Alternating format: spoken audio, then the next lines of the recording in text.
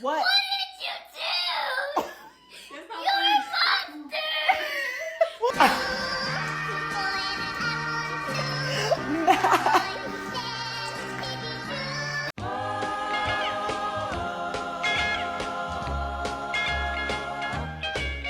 Jimmy Doolittle.